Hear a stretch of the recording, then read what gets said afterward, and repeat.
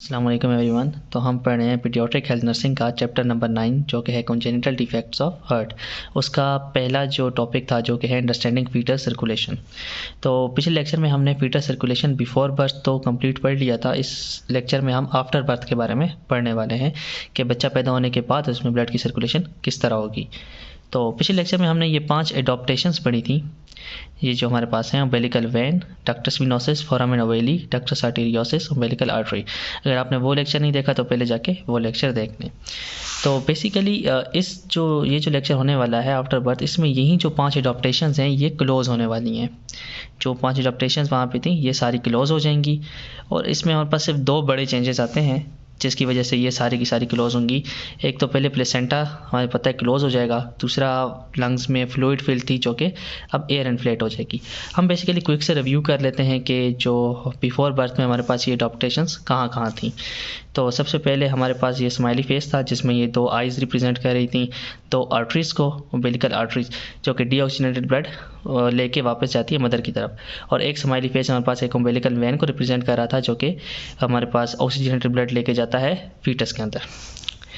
तो हमारी यहाँ पे जो पहली एडॉप्टेशन थी वो ये थी उम्बिलिकल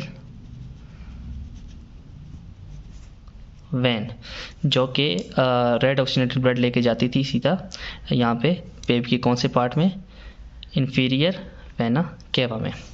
और यहाँ पे वो इंटर कैसे होती थी, यहाँ से जब रेड ऑक्सीजनेटेड ब्लड जाता था तो यहाँ पे उसके पास 2 ऑप्शन होते थे, या तो लिवर में जाने का या तो यहाँ से इन्फीरियर वेना केवा में। तो यहाँ पे हमारे पास एक जंक्शन प्रेजेंट था जिसे हमने नाम दिया था किसका, डक्टस वेनोसस का। ये डक्टस वेनोसस के थ्रू यहाँ से इंटर होके इन्फीरियर वेना केवा में डीऑक्सीजनेटेड ब्लड के साथ मिलकर कहाँ जाता था, ब्लड राइट एट्रियम में, और यहाँ से सुपीरियर वेना केवा से भी ब्लड आता था राइट एट्रियम में। तो वो राइट एट्रियम से जो ब्लड था वो कहाँ जाता था, राइट वेंट्रिकल में, राइट वेंट्रिकल से वो जाता था पल्मोनरी आर्टरीज से होता हुआ लंग्स में। लेकिन लंग्स में ब्लड जा नहीं पाता था, किस वजह से, क्योंकि यहाँ पे हमारे पास एक स्ट्रक्चर होते हैं लंग्स के अंदर जिनको हम एल्वियोलस कहते हैं, वहाँ पे एयर के बजाय फ्लूइड फिल था। उस फ्लूइड फिल होने की वजह से यहाँ पे काफ़ी ज़्यादा रेजिस्टेंस थी जिसकी वजह से ब्लड इंटर नहीं कर पा रहा था और बहुत कम अमाउंट में इंटर कर रहा था। तो ये बहुत कम अमाउंट में इंटर हो पा रहा था जिसकी वजह से हमारे पास जो है पल्मोनरी वेन से फिर जो यहाँ से जो फिल्टर आउट होकर जो पल्मोनरी वेन के थ्रू लेफ्ट एट्रियम में ब्लड आ रहा था वो बहुत कम अमाउंट में आ रहा था। किसकी वजह से, यहाँ पे पल्मोनरी आर्टरीज और लंग से बिटवीन यहाँ पे रेजिस्टेंस बहुत हाई होने की वजह से। तो यहाँ पर रेजिस्टेंस हाई होने की वजह से यहाँ पे कम ब्लड आ रहा था। और दूसरी बात ये थी कि पल्मोनरी आर्टरीज में रेजिस्टेंस हाई थी और यहाँ पे प्रेशर बहुत बढ़ चुका था जिसकी वजह से हमारे पास जो राइट वेंट्रिकल था यहाँ पे भी प्रेशर इंक्रीज़ हो गया था, और इसमें इंक्रीज़ होने की वजह से राइट एट्रियम में प्रेशर इंक्रीज़ हुआ था। और यहाँ पे हमारे पास जो राइट साइड थी वहाँ पे प्रेशर ज़्यादा थे और जो हमारे पास लेफ्ट साइड थी वहाँ प्रेशर कम थे। तो राइट एट्रियम और लेफ्ट एट्रियम के दरमियान यहाँ पे एक जंक्शन बना था जिसे हमने कहा था लेफ्ट फोरामेन ओवेली। ये फोरामेन ओवेली से फिर राइट एट्रियम से ब्लड डायरेक्टली इंटर हो रहा था लेफ्ट एट्रियम के थ्रू। तो ये हमारे पास तीसरी एडॉप्टेशन थी फीटस के अंदर। तो उसके बाद हमारे पास लेफ्ट एट्रियम से ब्लड जा रहा था लेफ्ट वेंट्रिकल की तरफ। तो लेफ्ट वेंट्रिकल से आपको पता था कि ब्लड ने कहाँ जाना होता है, एओर्टा के थ्रू नीचे लोअर बॉडी पोर्शंस में। बट यहाँ पे पल्मोनरी आर्टरी में जब रेजिस्टेंस प्रेशर बहुत हाई था और एओर्टा में प्रेशर कम था, तो यहाँ पे भी एक हमारे पास जंक्शन क्रिएट हुआ था जिसे हमने नाम दिया था डक्टस आर्टेरियोसिस का। यहाँ से पल्मोनरी आर्टरी से डायरेक्ट ब्लड कहाँ जा रहा था, एओर्टा के अंदर, और ये भी उस लेफ्ट वेंट्रिकल वाले ब्लड के साथ नीचे लोअर बॉडी पोर्शंस में जा रहा था। ये था हमारे पास डीऑक्सीजनेटेड ब्लड। तो ये डीऑक्सीजनेटेड ब्लड वापस हमारे पास फिल्टर होने के लिए जाता था मदर के अंदर, और मदर के अंदर कैसे जाता था, यहाँ से उम्बिलिकल आर्टरीज के थ्रू होता हुआ। तो हमारे पास यहाँ पे जो चौथी एडॉप्टेशन थी वो थी हमारे पास डक्टस आर्टेरियोसिस, और 5वीं एडॉप्टेशन हमारे पास क्या थी, उम्बिलिकल आर्टरीज। तो ये हम अपनी यहाँ पे एडॉप्टेशंस के मेंशन कर देते हैं कि किस किस जगह पे थी। ये थी हमारे पास डक्टस वेनोसिस, इस एडॉप्टेशन को हमने कहा था फोरामेन ओवेली, और यहाँ पे हमारे पास थी हमारी चौथी एडॉप्टेशन डक्टस आर्टेरियोसिस। और जो हमारे पास हमारी 5वीं एडॉप्टेशन थी वो ये थी उम्बिलिकल आर्टरीज। तो ये हमने लास्ट लेक्चर का कोई ओवरव्यू कर लिया है। तो ये हमने लास्ट लेक्चर का क्विक ओवरव्यू कर लिया है। तो अब हम देखते हैं कि ये जो हमारे पास टॉपिक है फीटर सर्कुलेशन आफ्टर बर्थ, तो यहाँ पे मेन कौन से चेंजेस आएंगे जिनकी वजह से ये जो अडॉप्टेशन है ये क्लोज होंगी। तो सबसे पहले हमारे पास जो चेंज आएगा बड़ा वो होगा कि प्लेसेंटा को रिमूव कर दिया जाता है, placenta removed. And second, lungs में जो फ्लूइड फिल था उसकी जगह अब एयर फिल हो जाती है, lungs filled with air, lung cell या फिर एल्वियोलस जो था हमारे पास। तो ये दो बड़े चेंजेस आते हैं जिनकी वजह से ये सारी अडॉप्टेशन क्लॉज होती है। तो हम इसको अब डिस्कस करते हैं।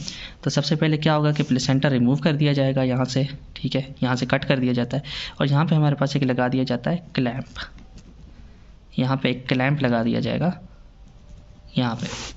तो अगर सवाल ये आएगा कि क्या बेबी को या मदर को पेन होगा प्लेसेंटा को कट करने से, तो इसका जवाब है नहीं, क्योंकि यहाँ पे हमारे पास कोई भी नर्व्स प्रेजेंट नहीं होती हैं अम्बिलिकल कॉर्ड पे कि मदर या बेबी को पेन हो।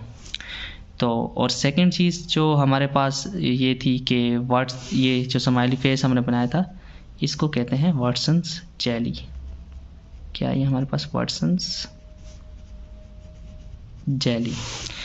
तो जब वाटसन जेली जैसे ही सेंस करेगी ना कि अब टेम्परेचर बहुत ही ज़्यादा क्या हो गया है, तो अब वाटसन जेली जब लो टेम्परेचर फील करेगी ना तो ये भी क्या हो जाएगी, कॉन्ट्रैक्ट होना शुरू हो जाएगी।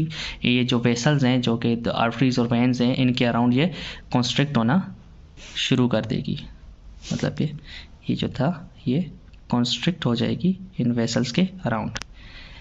जो हमारे पास बिफोर बर्थ में जब बेबी मदर के अंदर होता है तो वहाँ पे हमारे पास जो टेम्परेचर होता है वो ज़्यादा होता है बनस्बत जब बच्चा पैदा हो जाए। उसके बाद क्या होते हैं कि टेम्परेचर डाउन हो जाते हैं और इन्हीं डाउन टेम्परेचर को ये फील करेगा वाटसन जेली और ये कॉन्स्ट्रिक्ट हो जाएगा, स्क्वीज़ हो जाएगा किन के अराउंड, हमारे पास वेसल्स के अराउंड, और ये एज अ नेचुरल हमारे पास क्लैंप भी काम करेगा यहाँ पे।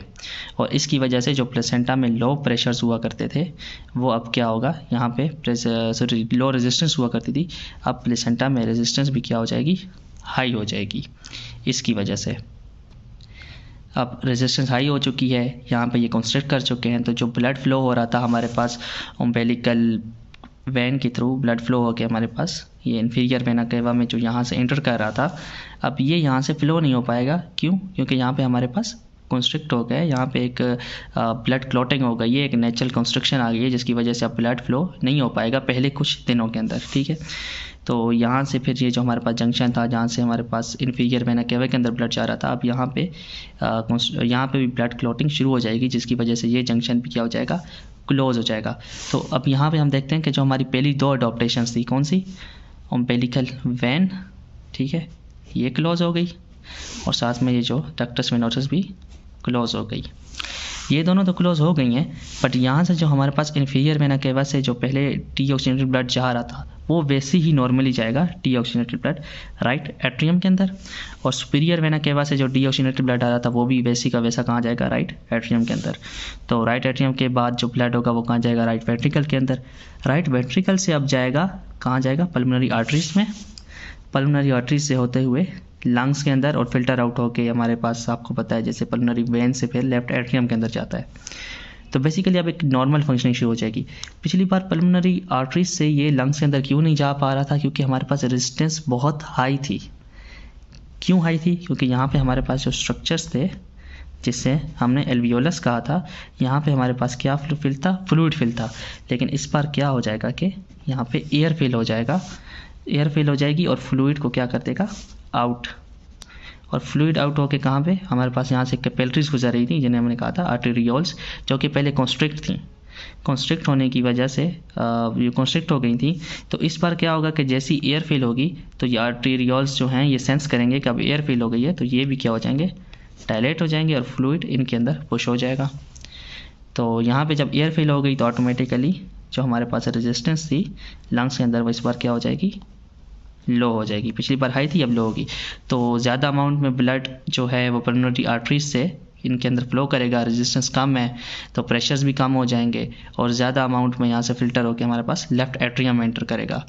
तो पिछली बार क्या था कि जहाँ पे रेजिस्टेंस थी जिसकी वजह से ब्लड परमानेंट आर्टरी से आगे जा नहीं पा रहा था, तो राइट वेंट्रिकल और राइट एट्रियम में हमारे पास प्रेशर्स हाई हो गए थे, जिसकी वजह से यहाँ पे हमारे पास एक जंक्शन क्रिएट हुआ था फोरामेन ओवेली, जिससे राइट एट्रियम से ब्लड डायरेक्टली लेफ्ट एट्रियम के अंदर एंटर कर रहा था। लेकिन इस बार चीज़ें चेंज हैं, यहाँ पे लेफ्ट साइड पे प्रेशर्स हाई हैं और राइट साइड पे हमारे पास प्रेशर्स कम है। तो अब क्या होगा, इसकी वजह से ये जो जंक्शन बना था ये भी क्लोज हो जाएगा और हमारे पास जो हमारी थर्ड एडॉप्टेशन थी फोरामेन ओवेली ये भी क्लोज हो गई। तो अब नेक्स्ट, लेफ्ट एट्रियम में ज़्यादा अमाउंट में ब्लड फिल्टर होकर आ रहा है, तो ये लेफ्ट वेंट्रिकल में जाएगा। लेफ्ट वेंट्रिकल से ब्लड ने जाना है कहाँ पे, आयोटा में, ठीक है, आयोटा से होते हुए लोअर बॉडी पोर्शन में जाता है। तो इस बार पिछली बार क्या था कि यहाँ पे पल्मोनरी आर्टरीज में प्रेशर ज़्यादा था, आयोटा में कम था, तो यहाँ से ब्लड निकल के कहाँ डायरेक्टली शामिल हो रहा था, आयोटा के अंदर और लोअर बॉडी पोर्शंस में जा रहा था। लेकिन इस बार हमारे पास जो पल्मोनरी आर्टरीज में है वहाँ पे प्रेशर कम है, जिसकी वजह से जो ब्लड है वो आयोटा में नहीं जाएगा और ये वाली भी जो हमारी एडॉप्टेशन थी ये ऑटोमेटिकली हो जाएगी क्लोज। तो हमारे पास हमारी चौथी एडॉप्टेशन जो कि थी डक्टस आर्टेरियोसिस ये भी क्लोज हो गई। अच्छा, अब यहाँ से ब्लड जो है वो हमारे पास लोअर बॉडी पोर्शंस में चला जाएगा। लोअर बॉडी पोर्शंस में, अच्छा हमें याद हो तो यहाँ से फिर क्या था, ओम्बिलिकल आर्टरीज, यहाँ से जो ब्लड आ रहा है डीऑक्सीनेटेड ब्लड, वो पहले डीऑक्सीनेटेड ब्लड था जिसको ओम्बिलिकल आर्टरीज लेके जाती थी मदर की तरफ। एक तो इस बार ये ब्लड ऑक्सीजनेटेड होगा, डीऑक्सीनेटेड नहीं होगा। और दूसरी चीज़ यहाँ पर हमने पहले डिस्कस किया कि तो इन ओम्बिलिकल आर्टरीज के थ्रू भी जो ब्लड है वो वहाँ पे नहीं जा पाएगा, यहाँ पे रुक ही जाएगा। अच्छा, हमने एक चीज़ डिस्कस करना भूल गए कि ये जो हमारे पास डक्टस आर्टेरियोसिस था ये यहाँ पे है, तो ये किस तरह, इसके पीछे क्या मैकेनिज़्म है कि ये क्लोज होगा। तो बेसिकली डक्टस आर्टेरियोसिस में हमारे पास प्रेजेंट होते हैं स्मूथ मसल्स। तो जो हमारे पास स्मूथ मसल्स हैं ये हमारे पास कॉन्स्ट्रिक्ट कर जाते हैं। अब ये कॉन्स्ट्रिक्ट कैसे कर जाते हैं, ये कैसे कॉन्स्ट्रिक्ट करते हैं कि बेसिकली जो हमारे पास हमने डिस्कस किया कि हमारे लंग्स में, एल्वियोलस में इस पर एयर इन्फ्लेट हो जाएगी। एयर इन्फ्लेट होने की वजह से ये सेंस करेंगे और ये कॉन्स्ट्रिक्ट करेंगे। और दूसरी चीज़, हमारा प्लेसेंटा जो है वो एक केमिकल बनाता है जिसे कहते हैं प्रोस्टाग्लैंडिन। तो जब हम प्लेसेंटा को रिमूव कर देंगे, कट कर देंगे, तो उसके पास प्रोस्टाग्लैंडिन के लेवल्स हमारे पास क्या हो जाएंगे, प्रोस्टाग्लैंडिन ये केमिकल होता है, इसके लेवल्स हमारे पास क्या हो जाएंगे, इसके लेवल्स हमारे पास डाउन हो जाएंगे। जिस चीज़ को सेंस क्या करेगा, डक्टस आर्टेरियोसिस, और इसको सेंस करने के बाद ये जो हमारे पास स्मूथ मसल्स यहाँ पे प्रेजेंट थे ये कॉन्स्ट्रिक्ट कर जाएंगे और इसके कॉन्स्ट्रिक्ट होने की वजह से जो हमारे पास ये जो चौथी एडॉप्टेशन थी डक्टस आर्टेरियोसिस ये क्लोज हो जाएगी। अच्छा, सिमिलर केस यहाँ पे हमारे पास ओम्बिलिकल आर्टरीज का है। यहाँ पे भी सेम स्मूथ मसल्स प्रेजेंट होते हैं जो कि हमारे पास ऑक्सीजन, जब ऑक्सीजन इनरिच हो जाएगी, पिछली बार ऑक्सीजन कम क्यों थी, रेजिस्टेंस की वजह से, और फ्लूइड फिल था एयर के बजाय।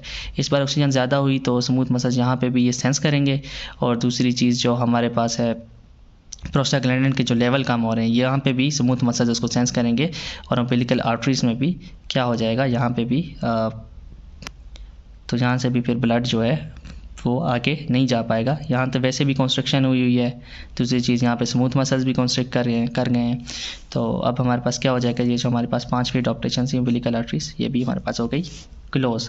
तो इस तरह ये सारी एडॉप्टेशंस हमारे पास क्लोज हो जाती हैं और एक नॉर्मल सर्कुलेशन बच्चे में डेवलप हो जाती है।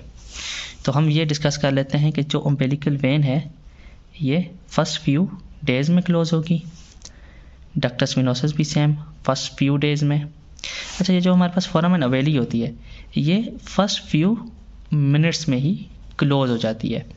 और ये जो हमारे पास डक्टस आर्टेरियोसिस होता है इसको फर्स्ट फ्यू आवर्स लगते हैं इसकी बिगिनिंग में, इस प्रोसेस की फर्स्ट फ्यू आवर्स। और ये जो हमारे पास ओम्बिलिकल आर्टरीज होती हैं इनको भी कितना टाइम लगता है, first few hours, same like ductus arteriosus, इनको भी फ्यू आवर्स लगते हैं इस एडॉप्टेशन को भी क्लोज होने में। तो यहाँ पे हमारे पास हमारा ये वाला लेक्चर एंड हो जाता है। फीटस सर्कुलेशन आफ्टर बर्थ हमने देख लिया कि ये एडॉप्टेशंस किस तरह क्लोज होंगी, फीटस में किस तरह बर्थ के बाद सर्कुलेशन होगी। तो जो दो मेजर चेंजेस हमारे पास आए थे वो हमने याद रखने हैं कि एक तो प्लेसेंटा रिमूव होगा, दूसरा लंग्स में एयर इन्फ्लेट होगी। इन दोनों की वजह से ये सारी की सारी एडॉप्टेशन हमारे पास क्लोज हो रही हैं, जो कि हमने डिटेल डिस्कस कर लिया है। तो इससे जो हमारा नेक्स्ट लेक्चर होगा उसमें हम इस डिसऑर्डर्स डिस्कस करेंगे कि जो कौन कौन से डिसऑर्डर्स बेबी को हो सकते हैं। तो वो सारे डिसऑर्डर्स जो हमारे पास होंगी इन्हीं एडॉप्टेशंस में से ही होंगे, ठीक है। तो इन एडॉप्टेशंस के थ्रू ही होंगे। तो आपने ये सारी चीज़ें इन माइंड रखनी है ताकि हम जब नेक्स्ट लेक्चर डिस्कस करेंगे तो उसमें ये सारी चीज़ों का रोल होने वाला है। तो इसलिए हमें ये सारा कॉन्सेप्ट क्लियर होना चाहिए बिफोर और आफ्टर बर्थ का। Thank you. अब मिलते हैं नेक्स्ट लेक्चर में जिसमें हम डिसऑर्डर्स डिस्कस करेंगे।